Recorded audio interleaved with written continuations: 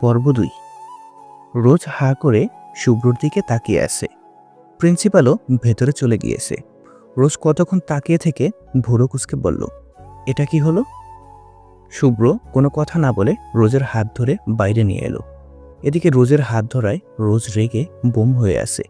শুভ্র রোজকে parking সাইডে এনে বলল, হ্যাঁ তো কি বলেছিলে?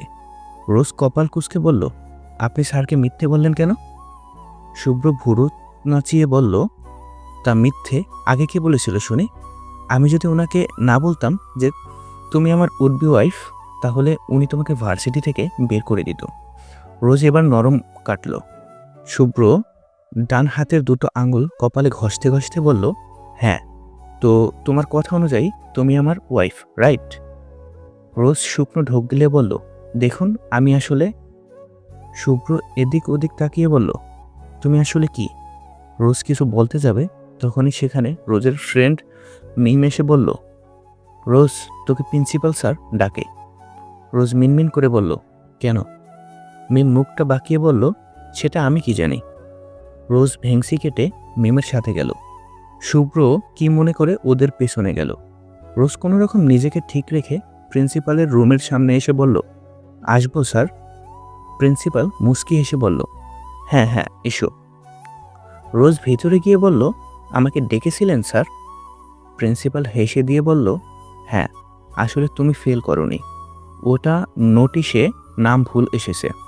পরে আমাকে ফোন করে জানিয়েছে ফেল করেছে যে ও হচ্ছে রজনী আহমেদ, বাট ভুলে রোজ আহমেদ চলে এসেছিল। তুমি অনেক ভালো রেজাল্ট করেছো। রোজ খুশিতে এক লাফ দিল।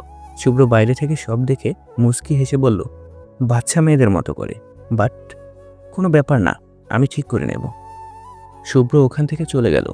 রোজও ভার্সিটি থেকে বাড়ি চলে গেল। বাড়িতে যেতেই রোজের বাবা আহাত আহমেদ বলল, রোজ আজকে রেজাল্ট দিয়েছে না? রোজের বাবার কাছে গিয়ে বলল, হ্যাঁ বাবা। রোজের বাবা গম্ভীর কণ্ঠে বলল, তা কি রেজাল্ট এসেছে? রোজ বলতে যাবে তার আগে রোজের ভাই রোদ বলল, দেখ ফেল করেছে হয়তো। রোজ রেগে বলল, এই তুই জানিস? রোজের বাবা রোদকে ধমক দিয়ে বলল, রোদ এখানে আমি মজা করতে বসিনি। রোদ ভয়ে চুপ হয়ে গেল। রোজ আর রোদ দুজনেই নিজের বাবাকে ভীষণ ভয় পায়। রোজ ওর বাবাকে রেজাল্ট দেখালো। মেয়ের রেজাল্ট দেখে উনি খুশি হলো। রোদ রোজের দিকে তাকিয়ে আছে। সেটা দেখে রোজ ভেংচি কেটে রুমে চলে গেল। ওদিকে শুভ্র বাড়ি গিয়েই নিজের রুমে ড্যানিকে ডেকে আনে। ড্যানি শুভ্র রুমে এসে বলে, স্যার ডেকেছিলেন? শুভ্র চোখ রাঙিয়ে বলে, না ডাকলে কি এখানে আসতে? ড্যানি ঢোক গিলে বলল, সরি স্যার, বলুন কি করতে হবে। শুভ্র গলার টাইটা খুলে রেখে বলল, একটা মেয়ের ফুল ডিটেলস আমার চাই। ড্যানি হা করে তাকিয়ে আছে। শুভ্র যে কোনো মেয়ের ডিটেলস জানতে চাইছে। বেচারার সেটা বিশ্বাস হচ্ছে না। ড্যানিকে এভাবে দাঁড়িয়ে থাকতে দেখে শুভ্র রাগী গলায় বলে উঠল, তোমাকে এভাবে দাঁড়িয়ে থাকতে বলিনি। ড্যানি আমতা আমতা করে বলল, স্যার মেয়েটাকে চিনব কি করে? শুভ্র কিছুক্ষণ চুপ থেকে বলল, তোমার কিছু করতে হবে না, আমি যা করার করব। আর হ্যাঁ, মেয়েটা না ম্যাডাম বলবে। নাও এখান থেকে যাও। ড্যানি মাথা নাড়িয়ে চলে গেল। ড্যানি যেতেই শুভ্র প্রিন্সিপালকে ফোন দিল।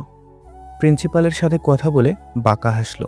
এরপরে মনে মনে নিজেই বলল, কোনোদিন কোনো মেয়েকে ভালো লাগেনি, লাইফে ফার্স্ট তোমাকে ভালো লেগেছে। আমি এখনও জানি না এটা ভালোবাসা কিনা, বাট বাট বাট তোমাকে আমার ভালো লেগেছে। দ্যাটস মিন তুমি আমার হয়ে গেছো। সেটা তুমি চাও বা না চাও, খুব তাড়াতাড়ি তোমাকে এই শুভ্র রাজ্যের রানী করে সারা জীবনের মতো আমার কাছে নিয়ে আসবো, সুইট হার্ট। এদিকে রোজ রুমে এসে আগে ফ্রেশ হয়ে নিল। এরপর একটা কিটক্যাট চকলেট নিয়ে জানালার কাছে দাঁড়িয়ে খেতে লাগলো। জানালা দিয়ে তাকালেই নিচটা দেখা যায়। পুরো বাড়িটা বাউন্ডারি করা, নাহলে ব্যস্ত শহরটাও দেখা যেত। তবে ছাদে গেলেই ব্যস্ত শহরটা দেখা যায়। তাই তো রোজ মাঝে মাঝে ছাদে গিয়ে দাঁড়িয়ে থাকে। রোজ কিটক্যাট খেতে খেতে হঠাৎ শুভ্রর কথা মনে করে বলল, ওই লোকটা আমাকে ওনার উড-বি ওয়াইফ কেন বলল? আমি তো ভয়তে মিথ্যে বলেছিলাম, বাট উনি কোন সুখে মিথ্যা বলল? এরপর আবার নিজেই বিড়বিড় করে বলল, যাকগে তাতে আমার কি? চকলেট শেষ করে বিছানায় শুয়ে পড়ল। হুমায়ুন আহমেদ স্যারের একটা বই হাতে নিল। বইয়ের পাতা উল্টাতেই রোজের মুখ দিয়ে বেরিয়ে এলো, শুভ্র। বইটা পড়তে পড়তে একটা সময় রোজ ঘুমের দেশে পাড়ি জমালো। পরের দিন যথারীতি রোজ ভার্সিটিতে গেল। পাশেই শুভ্র গাড়ির সাথে হেলান দিয়ে দাঁড়িয়ে আছে, কিন্তু রোজ সেটা খেয়াল করেনি। রোজ ভেতরে ঢোকার টাইমে দুইটা ছেলে একজন আরেকজনকে বলাবলি করছে, কি মাল দেখেছিস? আরেকজন দাঁত কেলিয়ে বলল, পুরাই হট ফিগার দেখ। এটা রোজ না শুনলেও শুভ্রর কানে পৌঁছাতে দেরি হলো না। মুহূর্তেই শুভ্রর চোখগুলো রক্তের মতো লাল হয়ে গিয়েছে, দাঁত কিরমির করছে, এক আঙ্গুল দিয়ে কপাল ঘষছে, ঘাড়ের আর কপালের রগগুলো ফুলে গিয়েছে। শুভ্রকে এখন পুরো সাইকো লাগছে। শুভ্র বড় বড় পা ফেলে রোজের সামনে গেল। রোজ শুভ্রকে দেখে চমকে বলল, আপনি এখানে? রোজ শুভ্রকে এভাবে দেখে ভয়ও পেল। শুভ্র আঙ্গুল কপালে ঘষতে ঘষতেই বলল, আমার সাথে চলো। রোজ অবাক হয়ে বলল, মানে? শুভ্র রাগটা কন্ট্রোল রাখার চেষ্টা করে বলল, বাংলায় বলেছি, বোঝনি? বলেছি আমার সাথে চলো। রোজ এবার বিরক্তি নিয়ে বলল, পাগল নাকি আপনি?